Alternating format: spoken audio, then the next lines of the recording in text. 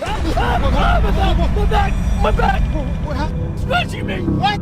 Scratching me!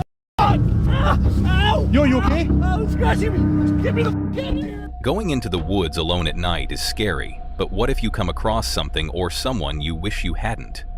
Tonight, we're exploring 6 of the most chilling encounters ever caught on camera. These clips might make you think twice before stepping into the woods alone. But here's the twist. What if the real danger isn't out there in the woods, but much closer to home? Was anyone murdered here? Disagree. Okay, disagree about what? People being here a long time ago? I'm hearing something from down there. I've been hearing something. It sounds like almost like somebody's walking around out there. Mo Sargi, a daring explorer known for his spine-chilling adventures, embarks on yet another terrifying journey. This time, he is venturing into the haunted Tom Cemetery, a place known for its eerie past and ghostly apparitions. Having investigated this location before, Mo is well aware of the horrors that lurk in the darkness. However, this time, he is not alone.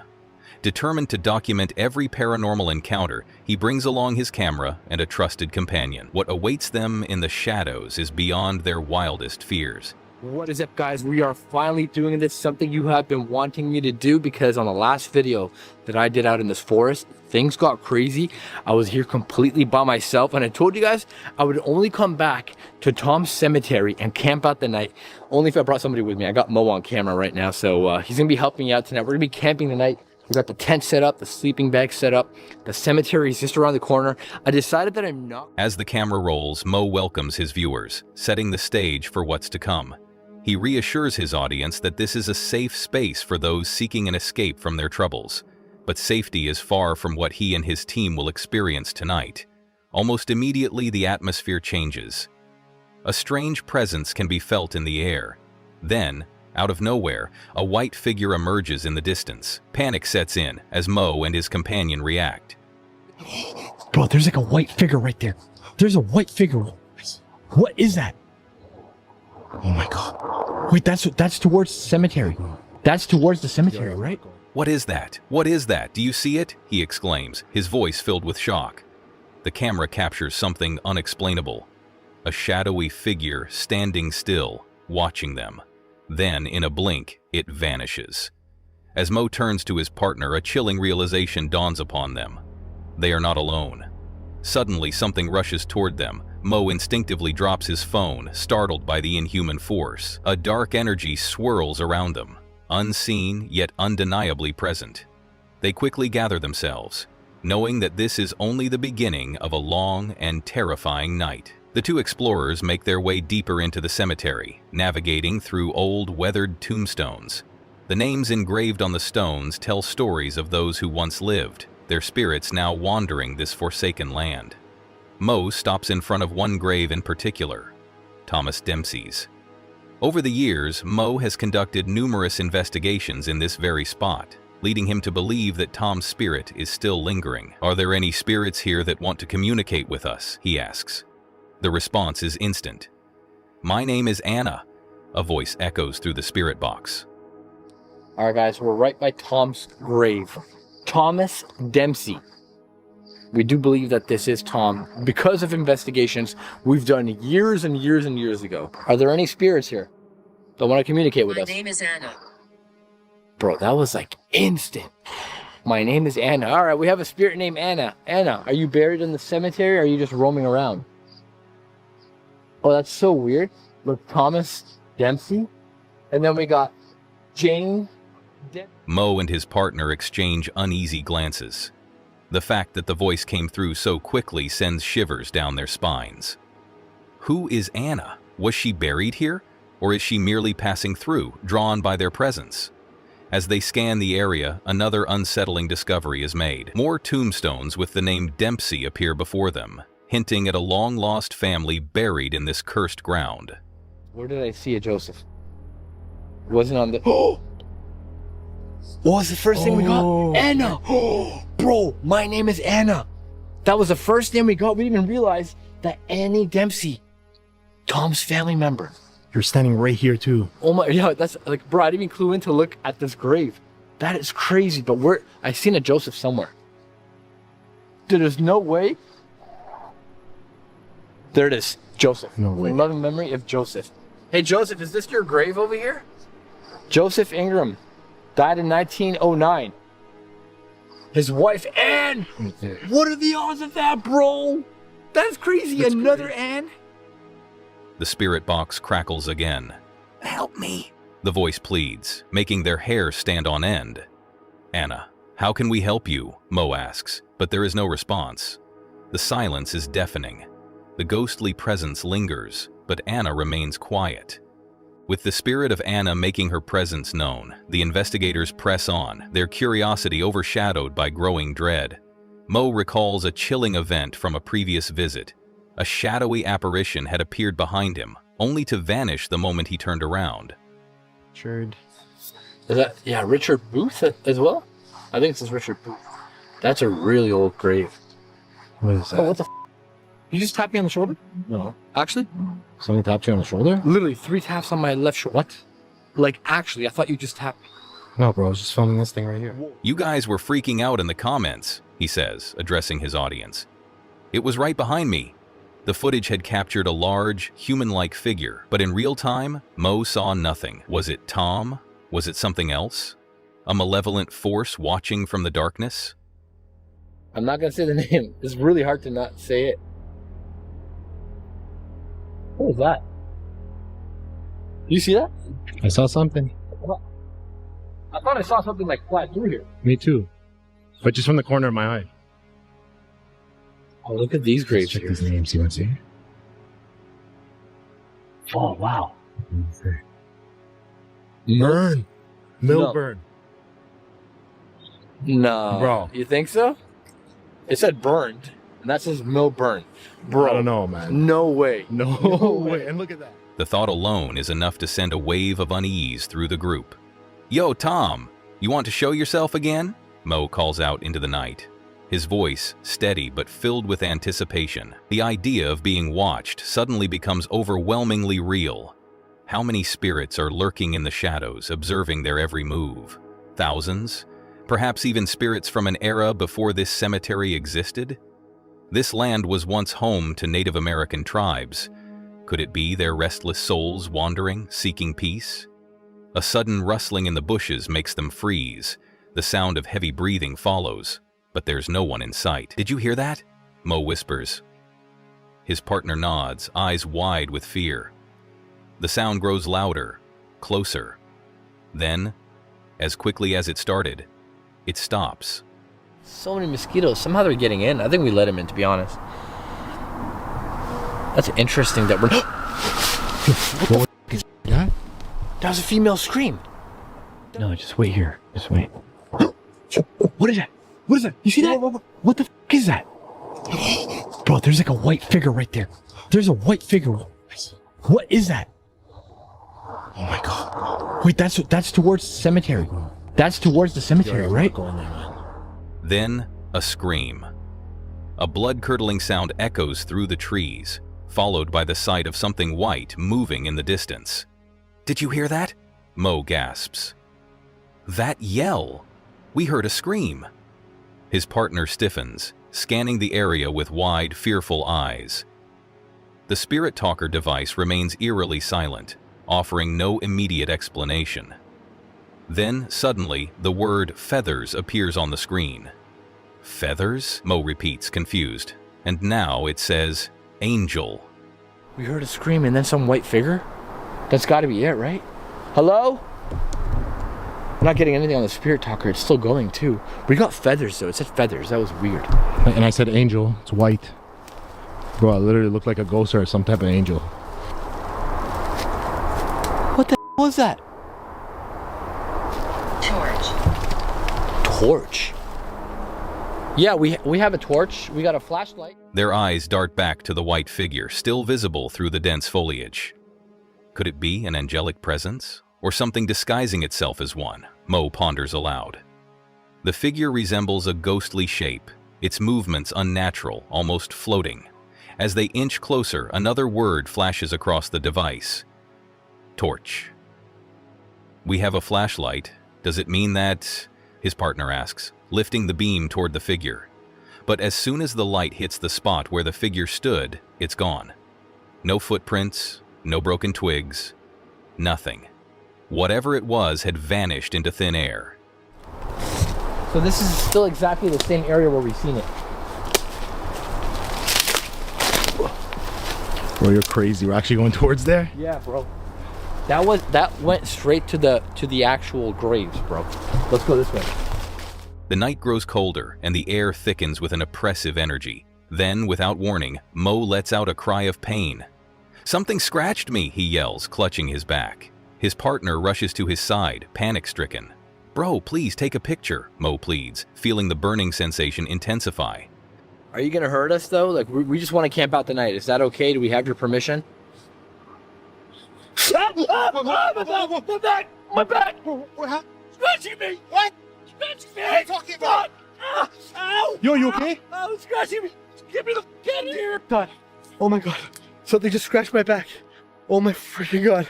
Oh dear God. Yo, you okay? Oh dear God. Oh dear God. Oh my God. As they check his back under the camera's light, the horror becomes undeniable. 2 deep, parallel scratches run across his skin. "He came from behind me," Mo exclaims.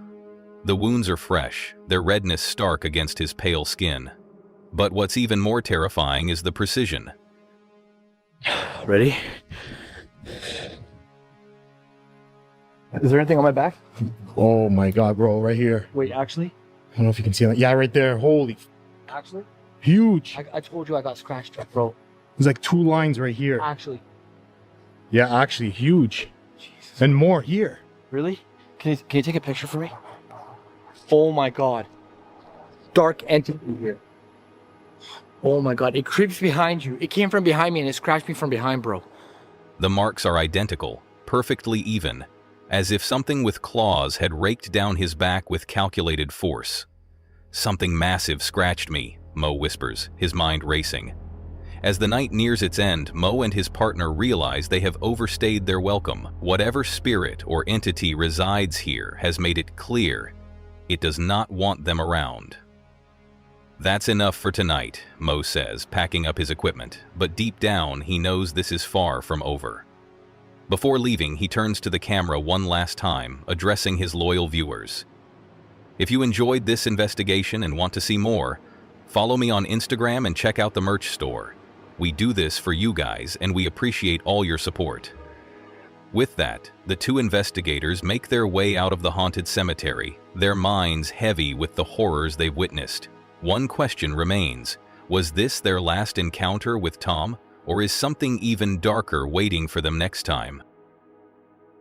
In this thrilling journey, we meet Angelo, an explorer who takes his viewers on a wild adventure to abandoned and haunted locations across the globe. His aim is to document these eerie spots and share them with his audience, allowing them to experience what he uncovers.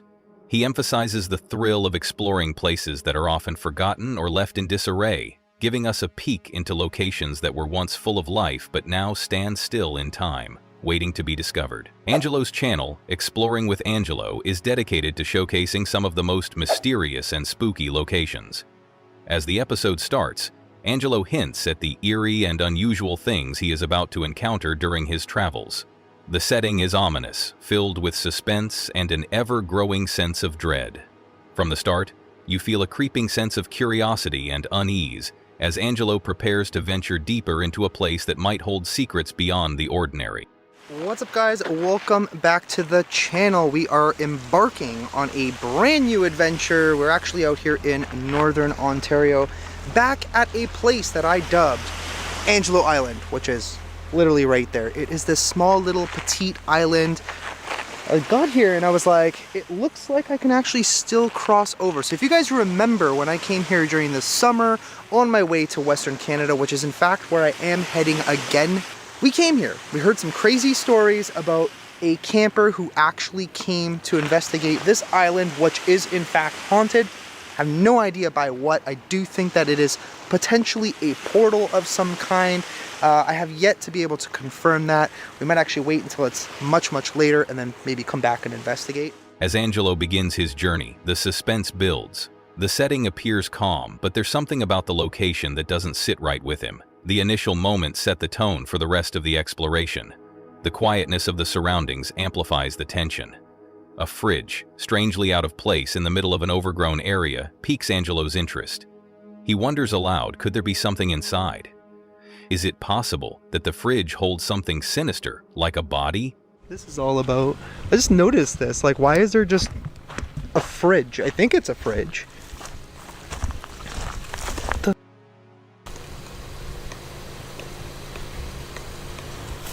Dude, what if there's like a dead body in there? Like, it just seems really out of place to have a fridge that's obviously tied up. The hell? Thought I heard something. I'm like so wanting to open it. I don't know if this is a good idea, but... Oh, somebody did open it. Nope, nothing in there. This thought lingers in his mind, adding an element of fear to the adventure. He can't shake the unsettling feeling that something is wrong with this fridge, and yet he's unsure whether his suspicions are just his imagination running wild. The oddity of the fridge, tied up and placed in such an unexpected location, makes Angelo hesitate. The quietness of the surroundings only deepens the mystery. The viewer is left to wonder along with Angelo. Is it just a fridge, or is it something more? Angelo's exploration continues, and he cautiously approaches the fridge to investigate further. At this moment, he hears what he thinks is a noise in the distance. Was it a gunshot? Or was it something else entirely? Dude, what if there's like a dead body in there? Like, it just seems really out of place to have a fridge that's obviously tied up. Thought I heard something. I'm like so wanting to open it. The faint sound grows louder in his ears, but he can't quite place it. Just as he's trying to figure it out, another strange noise catches his attention. It sounds almost like a scream, sending a chill down his spine. It's moments like this that make the viewer question what's truly happening around Angelo. But yeah, I mean, I do have my rifle with me, just in case we run into a situation like that. I guess we'll go inadvertently moose hunting without wanting to. But let me go and see what the hell this is all about. I just noticed this. Like, why is there just a fridge? I think it's a fridge. As Angelo ventures further, the eerie atmosphere thickens. The sounds become harder to ignore. At first, he hears something faint, like a faint thud in the distance. But it soon grows more distinct. He starts to suspect that he's not alone. There are movements around him, small noises that sound like footsteps or whispers. Well, I definitely remember this. It's really beautiful out here. So quiet. Damn. So this is the first lake. There is another one, and that's kind of the one that I'm aiming to get to. What was that? Is that a gunshot? Like I said, people do hunt here. So we could see people hunting, or hearing them, rather. Thought I heard something else. Not a gunshot, but something else. Sounded like it came in that direction, which is where I'm heading, essentially. He's left to wonder if the place is truly haunted, or if someone or something is out there with him. As his investigation intensifies, Angelo talks to the spirits using a spirit box. He asks simple questions, but the answers seem vague and unsettling. Is someone here? He calls out, but the response is unclear. The unease grows with each passing moment as Angelo becomes more aware that something is not quite right. Despite his nerves, he presses on, determined to uncover the truth about this mysterious place. The viewers are kept on the edge of their seats, wondering whether Angelo will find answers or if the unknown forces will continue to elude him. A sharp sound in the distance catches Angelo's attention, sending him into high alert. He believes that it came from down the path, and it's just enough to send his heart racing. There's something haunting about the way the noises echo in the silence, leaving him feeling both excited and scared. As he tries to rationalize what he hears, he asks himself if the source of the noise is an animal, a person, or something else entirely. I don't even know which area I want to go to. I'm thinking back there. First things first, I gotta clean up my backup camera because it is literally driving me crazy.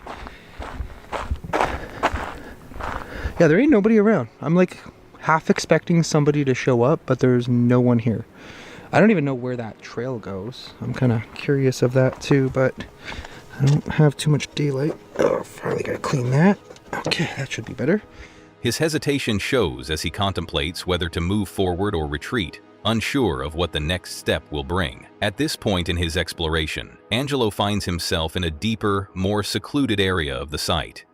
It's warmer here, a stark contrast to the coldness he felt earlier. The shift in temperature adds to the eerie vibe of the location.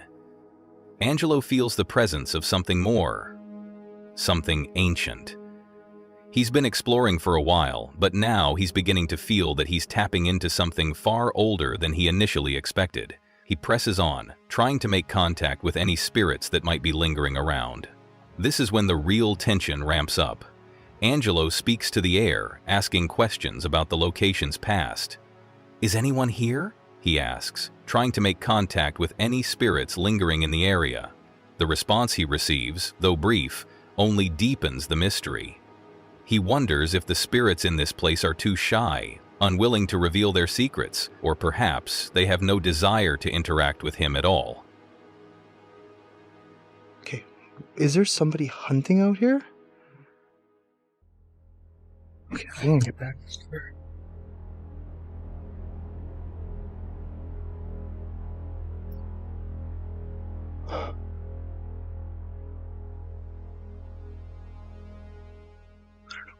That was.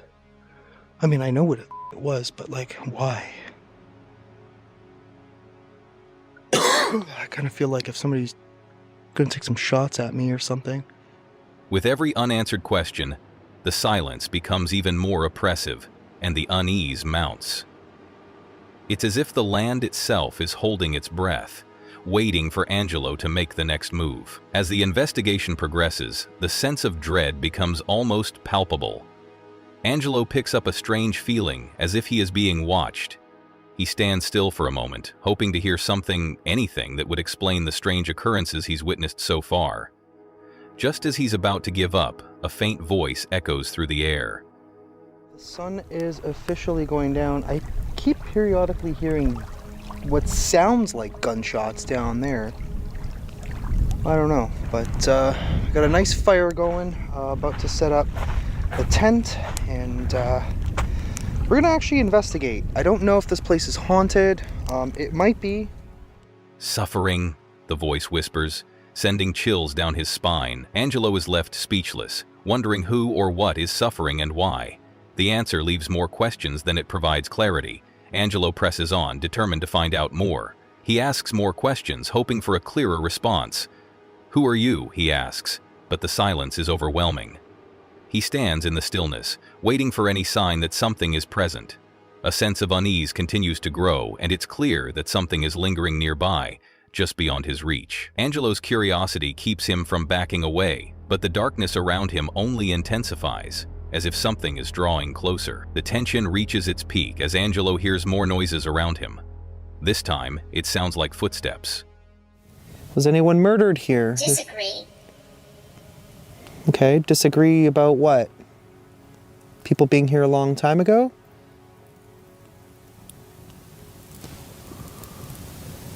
I'm hearing something from down there.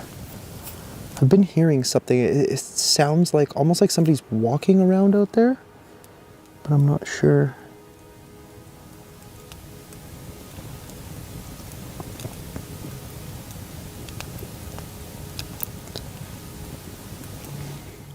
Angelo's heart races as he realizes that someone or something is getting closer. The sounds are unmistakable. Someone is outside his tent. I think someone's outside my tent. Holy shit. Where's the open? He rushes to check, but as he does, the footsteps suddenly stop. He stands frozen, straining to hear anything else. The night is silent again. but the feeling of unease lingers.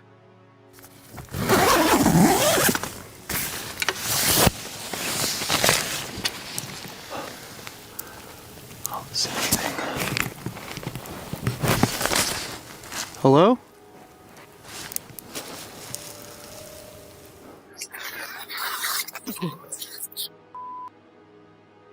It's cold out there. I was like barely asleep. It sounded like somebody walked up to the tent.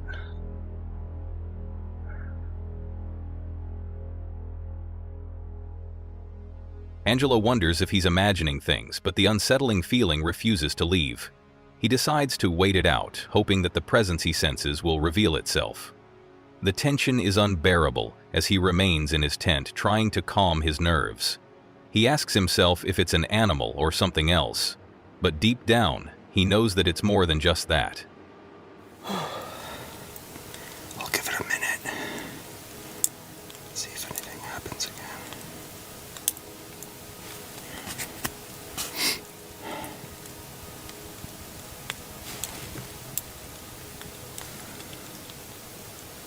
So for a second I thought I heard music and a car. I don't see why anybody would be coming in here at this time.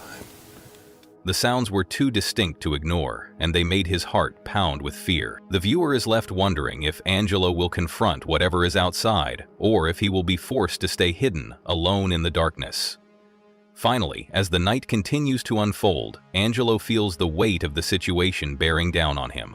The events of the night have left him shaken, but he doesn't back down. Despite his fear, he decides to stay and press on with his investigation. Okay, it is much later now. Couldn't really sleep. I think I've literally slept maybe 10 minutes in the last like 2 hours. I don't know why, but I just wanted to make sure there was like no one here.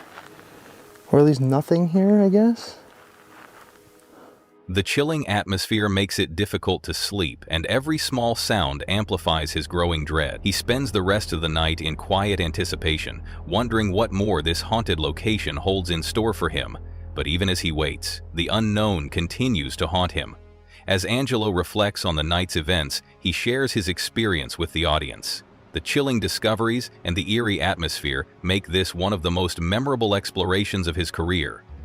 The journey, filled with suspense and fear, leaves both Angelo and his audience wondering if they will ever truly understand the secrets that this place holds. Joe Weller and his friend Elliot decided to check out an abandoned school that Joe had gone to until the 2nd grade. The school had been closed for 15 years, and there were rumors that it was haunted. Elliot convinced Joe to go explore the building with him that night to see if the rumors were true. They packed a bag with essentials, including flashlights, water, chocolate muffins, and their phones. Here we have packed a bag with essentials. We got a little flashlight, okay, water, obvious reasons, and then chalky muffins in case, you know, worst comes to worst and whatever. And then phone. And set off on their adventure. When they arrived, they saw the broken down building surrounded by a large, old fence with sharp wires at the top. The windows were broken and overgrown ivy covered much of the building. It was clear that no one had been there for years. Joe and Elliot felt nervous as they got closer to the entrance. What? I can see eyes through there. Can you see eyes? Look, look, look. What is that? What are you on about? Through the fence. Eyes? No, there. What? There. What the f*** are you talking about? No, you were shining a But they were determined to explore. As they walked around the building, they found a hole in the fence that they could crawl through. They hesitated for a moment, but since they had come this far, they decided to go for it. You in? Yeah. Oh my god, I can't see shit. After getting through the fence, they carefully walked towards the school. The building looked huge, with walls covered in ivy and parts of the roof falling apart. Joe felt uneasy as they got closer to the entrance, but Elliot was determined to keep going. Oh my god. Oh my god. Shit. Once inside, the feeling got even creepier. The hallways were dark and the air felt thick with dust and the smell of mold. Their flashlights lit up the rooms, showing broken furniture, peeling paint, and pieces of what was left behind. Their cameras started acting strange, focusing oddly as they moved deeper into the building. Joe's camera in particular seemed to stop working properly as soon as they stepped inside, making everything feel even more unnatural. They walked into a classroom and found burnt cricket guards and ripped teaching materials on the floor. A creepy, messed-up Thomas the Tank Engine doll was sitting in the middle of the room, which felt strange and unsettling in the middle of the ruins. The weirdness kept building as they moved on, and they found an open window that led to another room, and they carefully crawled inside. They filmed their surroundings, being careful to avoid the broken glass on the floor. The room was just as damaged as the others, with old furniture and teaching tools scattered around. But things started to feel even stranger. Joe mentioned feeling cold air coming from one side of the room, like something was blowing in from somewhere. You film ahead, I'll film us. Yeah? Alright. Then you film in front of us. Mate, this was the reception. Oh my god, I'm getting so much air from there. Bruv, no, inside there, like loads of air just came I out. feel there's probably a door. It seemed like there was something odd going on, but they kept exploring. Suddenly, they heard a noise from upstairs. There's probably a smashed window. Oh, the name. What the f was that? A single footstep echoed through the building, making them both stop in their tracks. They looked at each other, unsure of what they had just heard. Elliot suggested they go check it out, but Joe seemed unsure. Did you hear that? Yeah, what was that? What the f was that? I don't know. No, it was a proper like from upstairs. I heard that. From upstairs, it was like a footstep, like one footstep. Hello? No, don't do that shit. Like seriously, I don't know if I want to be in it, bro. How do we get out? What the f was that? What? Did you just touch No, me? swear down. And the air felt thick with tension. They quietly moved forward, trying to stay as quiet as possible. As they walked through the building, they found another strange sight. A room with a big object covered by a sheet. When they pulled back the sheet, they found a dirty toilet on the ceiling, which made everything feel even more surreal and creepy. They couldn't understand why or how it was there, but the real shock came when they tried to leave the building. You good? Yeah. Ah, shit. You good? Shit, we need to get out of here ASAP. That, bro, you heard that footstep in it? Mate, no, swear to God. There was like just one. One singular footstep from upstairs. As they walked toward the exit, they saw a horse standing just outside the fence. It seemed to be blocking the way, not letting them leave. Its eyes glowed strangely in the flashlight beam, and it watched their every move. Joe and Elliot tried to stay calm, but the horse followed them, not letting them get past. They tried to walk around it, but it seemed like the horse didn't want them to leave. Because that horse keeps stopping us from getting out. We're in between the ghosts and the horse. As they tried to get around the horse, they realized they were stuck between the creepy building and the strange horse blocking their way out.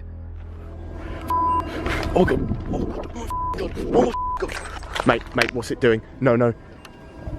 Mate, what is it doing? What is it doing? Mate, it's a demon horse. I'm running for it, okay? Elliot and Joe tried to jump over an electric fence to escape, but Elliot accidentally shocked himself. The pain from the shock only made things worse, and they quickly realized they needed to get away. The horse kept circling them, making everything feel even more tense. Finally, they managed to get past the horse and the fence, but the fear from what had just happened stayed with them. They quickly left the area, their hearts racing as they tried to forget about the strange things they had seen. The horse and the odd sounds in the building stayed with them, even after they left. Even though the horse and the creepy feeling in the abandoned school were strange, Joe and Elliot were relieved to be out of there. The mystery of the haunted school would remain unsolved, but they couldn't ignore the fact that something unusual had happened while they were there.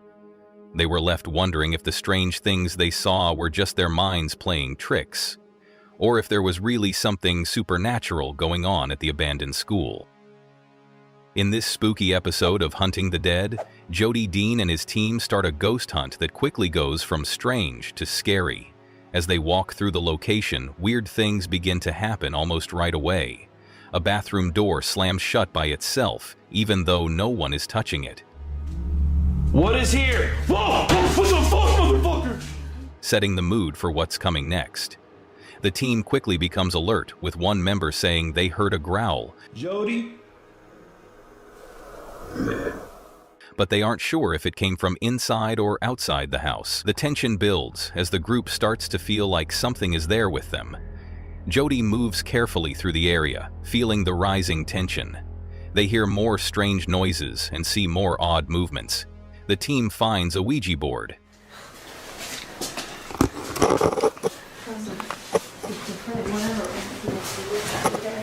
You know, Mask and I found a Ouija board here. Did you really? Yeah, Is that the one you buried? I know. I wish that I found another one though, because I don't know how you feel about the Ouija board though. And they talk about the ghostly energy it may have brought. Jody tells a story about how his grandfather used to do experiments with a card table, which would lift on one leg in response to questions, even though no one knew how it was happening. I have a grandfather that lives in Florida. He's in Clearwater, Florida, and he has a card table. Like, you'll ask questions, and then the card table will move? It'll lift up on one leg. Like, this table, I don't know what it is about this table, but even my stepdad saw it. He doesn't believe in shit. Like, he had no explanation for it. They talk about past experiences with similar things, but as they go deeper into the place, the feeling in the air gets heavier. Things get even more intense when they start using a special camera called the SLS Structured Light Sensor camera, which can pick up figures and show them as stick figures on the screen. The team begins to see strange shapes moving on the camera, making everyone feel more uneasy. Jody's voice shakes a little as he asks the spirits to make themselves known. The team's nerves grow, but they keep going, hoping to capture something real. They think there might be a child's spirit around, or something darker hiding nearby. The feeling of being watched becomes almost too much to handle. Things get even creepier when an orb appears on the camera. So I can go handsies. See this? I had a flashlight. I'm like, holy shit, there was just a fucking orb behind you. There was an orb? It went this way. I didn't know if you said orb or the org. Floating behind one of the team members. But as the orb fades away, the mood changes. The team hears a strange voice followed by more mysterious sounds, which makes the tension rise even more. The feeling of being surrounded by something invisible continues to grow, and it's clear that something, or someone, is near them. When they turn their attention to the outside, things get even scarier. Jody notices that his car is suddenly running, even though he had turned it off earlier. Panic sets in as they rush outside to check on the car, their minds racing with fear. Could the spirits be trying to talk to them through the car? Or is something even worse going on? The team wonders if the spirits they've been trying to reach, named George and Elan, are somehow involved in these strange events. The feeling that they are being targeted gets stronger when they hear a voice that sounds like it's mocking them. Realizing they've reached their limit, the team decides to leave the haunted place. Their nerves are shot and the awful feeling doesn't go away. They can't shake the thought that something is following them, watching them as they try to escape. It's clear that the spirits they've been interacting with aren't friendly, if they were even human spirits at all. As the team hurries to leave, the night becomes a blur of fear and confusion. They can't be sure what they encountered, but it's clear that something ghostly happened. The strange voices, the figures they saw on their devices, and the weird events with Jody's car all point to something far scarier than they first thought. The night ends with the team feeling a strange relief, but also a lingering fear that what they experienced isn't over. The spirits they met might still be around, and the questions about what really happened that night will leave both the team and the viewers wondering what's beyond the world we know. A lone explorer, armed with nothing but his survival gear and an iron will, ventures deep into the heart of an isolated forest. The air is thick with an eerie silence, broken only by the occasional rustling of leaves and distant animal cries. Honestly, I've never known a woods with so many strange noises. It's not just your normal birds and stuff and planes. There's a lot of planes. There's like this weird, I don't really know how to describe it, but I'll burn out in a bit, sit here and enjoy a fire for a little while and then, yeah, head to bed. The hammock's really comfy, thank God, so I should sleep well, I would think. He has spent years navigating the wilderness, but this night feels different. Something unseen lurks beyond the glow of his campfire, watching, waiting. His breath is steady, but his mind races with questions. What if he's not alone?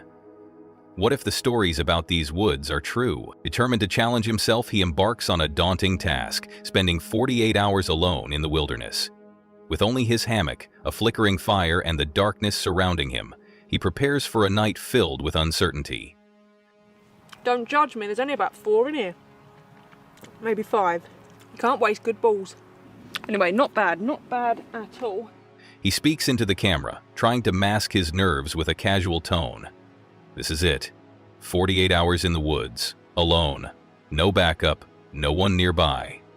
Should be fine, right? A forced chuckle escapes him, but it does little to ease the rising unease creeping up his spine.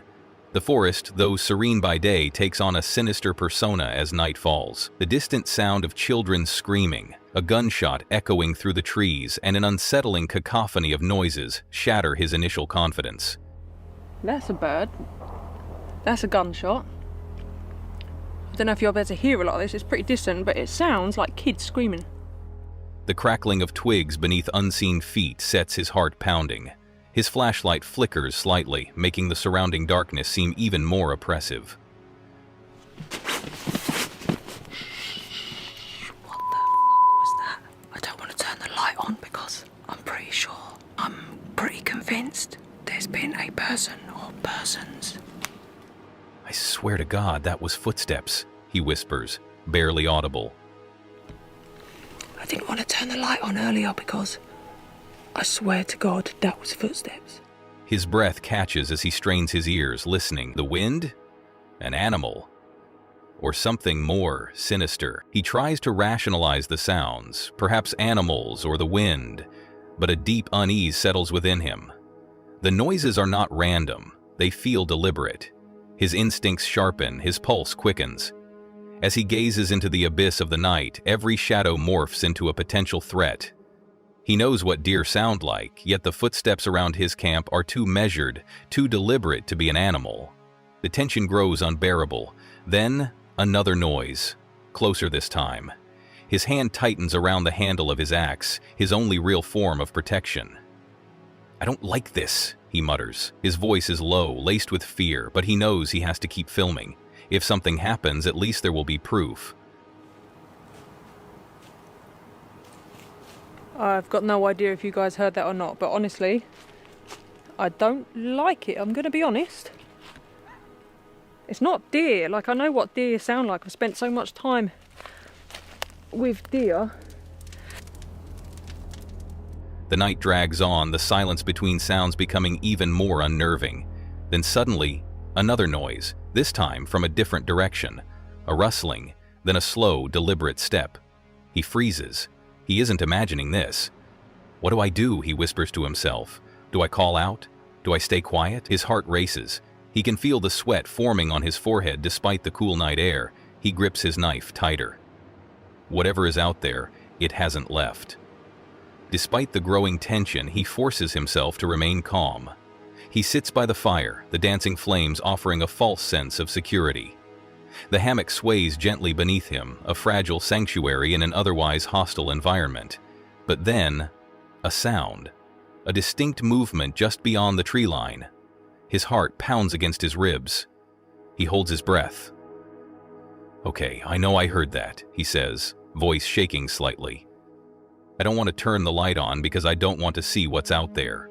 The weight of his own words settles over him like a suffocating blanket.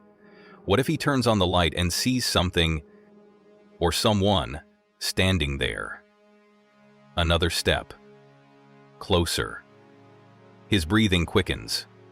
He closes his eyes, listening harder, trying to pinpoint exactly where the sound is coming from. Then the realization strikes. This is not just paranoia. He is being watched. A primal fear grips him as he listens to the relentless footsteps circling his tent. Minutes feel like hours. His survival training clashes with the raw terror coursing through him. He debates his options: confront the unknown or lie in wait. The hammock creaks beneath him, betraying his slightest movements. His only advantage is the element of surprise. But does he really want to face what lurks in the shadows? A sudden snap of a twig sends his pulse into overdrive.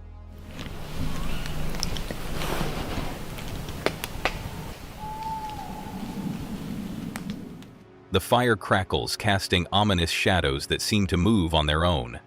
This isn't normal, he whispers. I don't know what's out there, but it's not an animal, and if it's a person, why are they just standing there? The fear in his voice is evident now, impossible to mask. He reaches for his knife, his fingers trembling slightly as they close around the handle. He has no idea what's out there, but he refuses to be caught off guard. Silence. Then another step. This time from behind him. He whips around, heart pounding. Nothing. Just darkness. The firelight barely extends beyond a few feet, and beyond that, the woods are a black void. His fingers tighten around the handle of his knife. The night stretches on, each second heavier than the last. He grips his knife, knowing that if danger strikes, he must be ready. The unseen presence does not waver. It lingers, taunting him with its silence. As dawn approaches, the forest begins to exhale, the tension easing with the arrival of light. He survives the night, but the questions remain. Was it an animal, a person, or something else entirely? He exhales sharply, rubbing his hands over his face. That was the worst night I've ever had, he admits. I have never, in all my time camping, felt that unsafe. Packing up his gear, he glances back at the trees one last time. The woods seem peaceful again, but he knows better now. There are things out there, things that don't make sense. For those intrigued by the thrill of the unknown, the world beyond the campfire is a realm of endless possibilities and chilling discoveries. And as he walks away, he can't shake the feeling that something, or someone, is still watching. Even now, as he tells his story, he still hears those footsteps in his mind. He still wonders, what if he had turned on that light? What if he had seen what was standing there, just out of sight? Scottish Summitier's latest adventure takes him to one of the most notorious, yet breathtaking spots in all of Scotland. Known for its spine-chilling reputation and unsettling tales, Louis Belt Lodge is said to be one of the most haunted campsites in the country. But for someone like Scottish Summitier, who thrives on exploring the eerie and unknown, this is just another opportunity to challenge himself, embrace the wild, and maybe, just maybe, encounter something supernatural. Leaving behind the small settlement of Kinloch. Welcome back to another adventure. I'm back on the west coast of Scotland, and I've just left a small settlement called Kinloch back in that direction. Today I'm hiking to what is regarded as the most haunted camp spot in all of Scotland. There have been many reports of paranormal activity, and one particular case in which 2 people experienced some pretty terrifying events. He sets out on a journey through the rugged Scottish Highlands. His hike is going to take him deep into the wilderness, far from any sign of civilization, to a place where, for centuries, people have reported strange occurrences, unsettling noises, and ghostly sightings. He's heading to Louis Belt Lodge, a crumbling ruin with a dark and terrifying history. And though it's all a little unnerving, he's excited. He knows the road ahead will be tough, with steep inclines and dense forests, but he's determined to make it to the haunted campsite. This is insane how steep this is. Man, I'm roasting already. Can't really see too much just because this forest is quite dense, but I'm sure once we get above the tree line, the views will be pretty amazing. From the very start, the hike is intense. Scottish Summitier makes his way through thick woods, the terrain incredibly steep as he climbs higher and higher. It's hard to see much through the thick canopy of trees, but he's certain that once he gets higher up, the views will be worth the struggle. And as he pushes through, each step feeling heavier than the last, he starts to feel the first inklings of nervous energy creep in. He's about to hike into one of Scotland's most famous haunted spots, alone. Wow. That is Loch Leven down there, and that is the wee village Kinloch Leven. Got the Papa Glencoe on the left there. Oh man, that is some view. And then the Mamore Mountains over in this direction. Though he tries to brush it off with a laugh, part of him can't help but wonder what awaits him at the end of this hike. The further up the hill he climbs, the more the weather starts to match his mood. Pathetic fallacy, he jokes, using the literary term for when the weather mirrors a character's emotions. It's gray, overcast, and slightly eerie, with clouds hanging low in the sky and a light drizzle of rain. But you never get tired of it. Some view. And it looks like the sun's actually coming out now as well, which is ideal. So far the weather is perfectly fit in with what I'm doing today. what is that? Is that a pathetic fallacy when the weather matches the mood? I think that's what it is, but that's perfectly what it's been like so far. It's been pretty eerie, had quite a lot of rain, so it's nice to see the sun out. Hopefully it stays out for the remainder of the hike. The wind rustles the leaves above him, and the forest seems to grow denser, making him feel like he's stepping into another world. One that's isolated, unpredictable, and mysterious. It's almost as though the land itself knows what he's about to do. But with every challenge, there's always a reward. After pushing through the steepest part of the climb, he emerges from the forest to find a breathtaking view of Loch Lay, nestled in the valley below. The surrounding mountains rise like ancient sentinels, guarding this remote corner of Scotland. Scottish summiteer pauses to take in the scenery. He's made it past the hardest part of the hike, and though the weather is still a little ominous, the view makes everything feel worth it.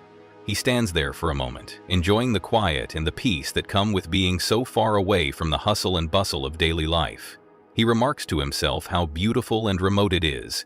This right here is Loch Eildymore, which looks pretty nice. And just up to the left is the mountain Sgurr Eildymore. Not sure which came first, but I'm pretty much following the shore of the loch. Don't know if you can make out the path just down there, but that confirms that it will be pretty flat, which is ideal. A slight unease lingers. This isn't just any hiking trip. He's heading to a campsite with a dark reputation, one that people have whispered about for decades. As he continues on the path, he begins to notice just how isolated the area is. There are no signs of other hikers, no paths leading to nearby villages, just a vast stretch of wild, untamed nature.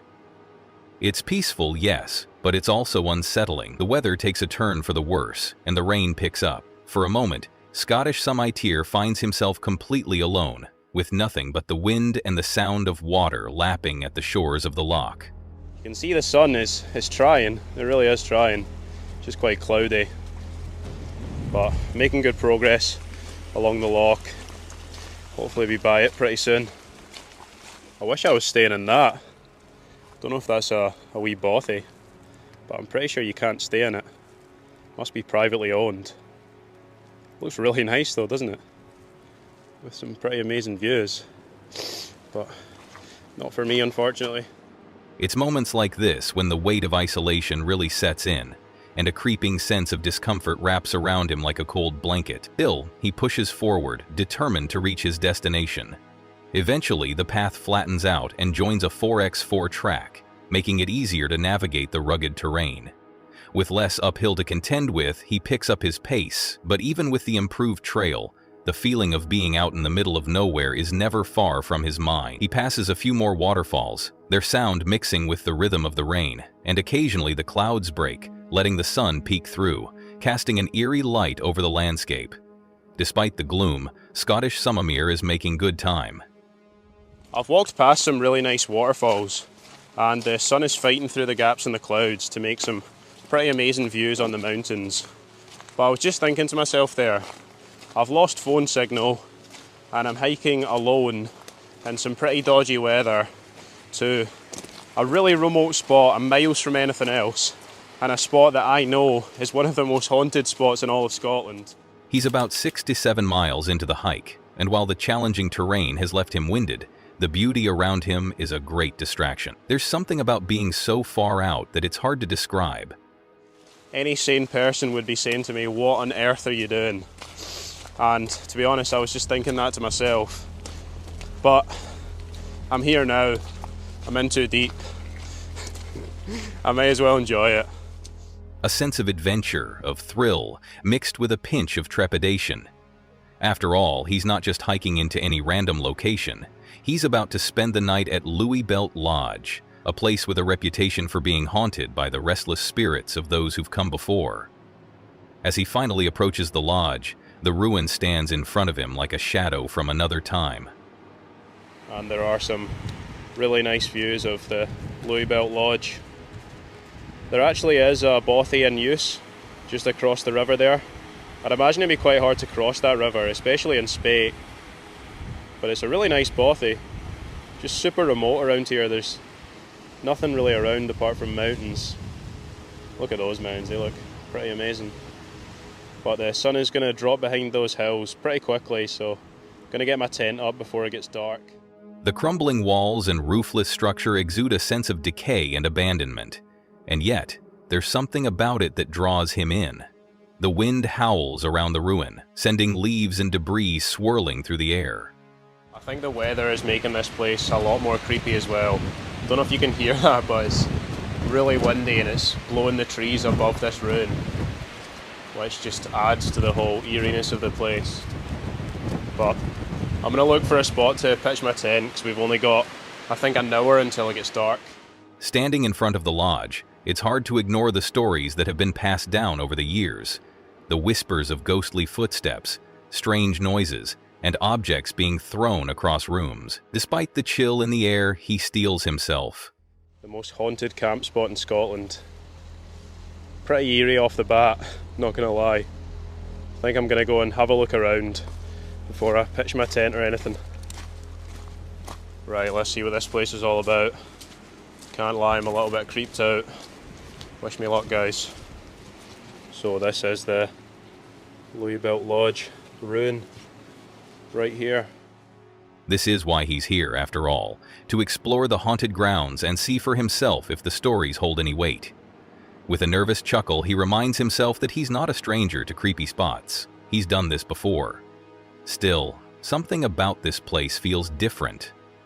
The stories of the hikers from 1973 are fresh in his mind. Those two young hikers had been seeking shelter in the bothy, only to be terrorized by ghostly noises throughout the night. But I wanted to tell you the story of why this is considered the most haunted camp spot in Scotland. And it dates back to Christmas 1973, when Louis Built Lodge was used as a bothy for hikers.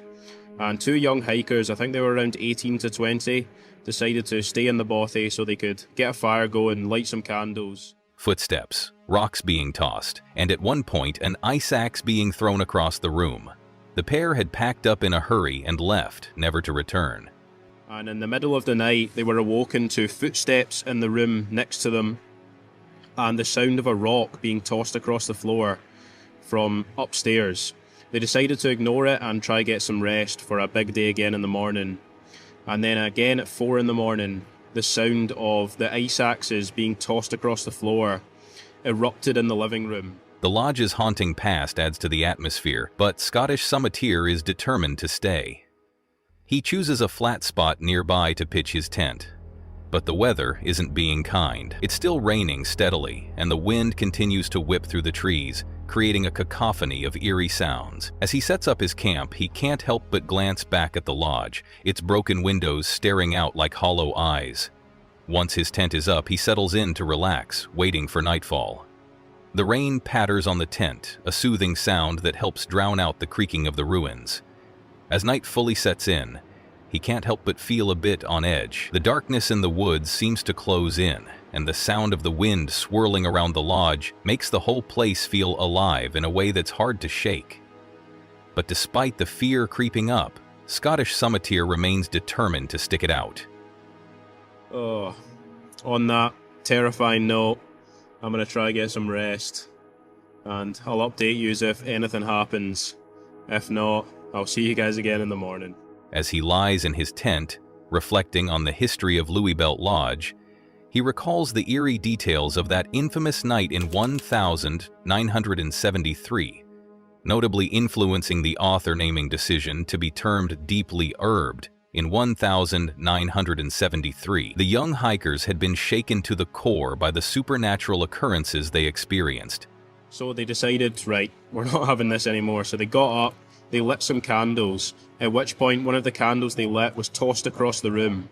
So they decided, we've had enough of this. They packed up all their stuff, they left the bothy, never to return.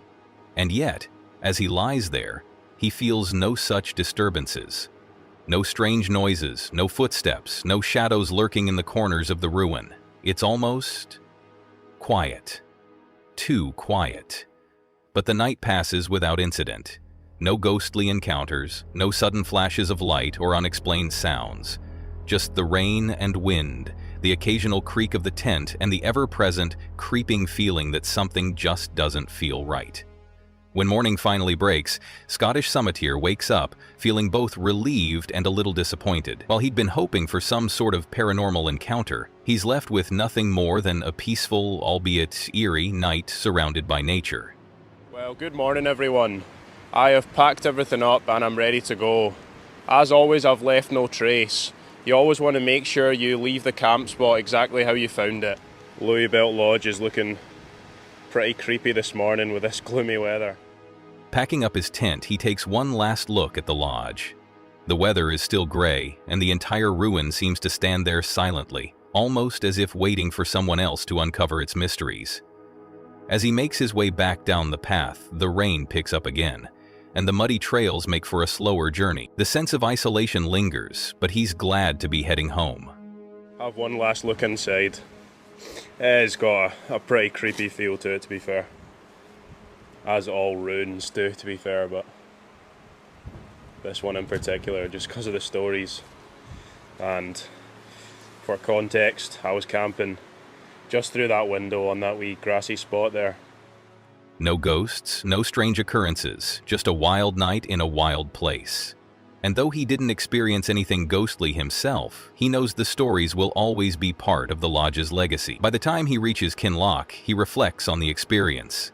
How beautiful and remote the area is, how haunting the ruins are, and how the stories surrounding Louis Belt Lodge will never quite fade, even though he didn't encounter anything otherworldly. Some places just hold on to their mystery, no matter how many times they're explored. And as Scottish Summiteer leaves the remote hills behind, he knows that the adventure isn't over. There are always more stories to uncover, more wild places to explore, and who knows, maybe next time he'll encounter the ghosts of Louis Belt Lodge for himself. Well, that's it for today's video on the most disturbing camping encounters ever caught on camera. We hope it gave you chills and maybe made you think twice before your next camping trip. If you liked this video, make sure to hit that like button, share it with your friends, and don't forget to subscribe for more creepy content. Also, drop a comment and let us know which story scared you the most, or if you've ever had a strange experience in the woods. Thanks for watching, and remember, nature can be amazing, but always stay safe out there. See you next time, and keep your eyes peeled for the unexpected.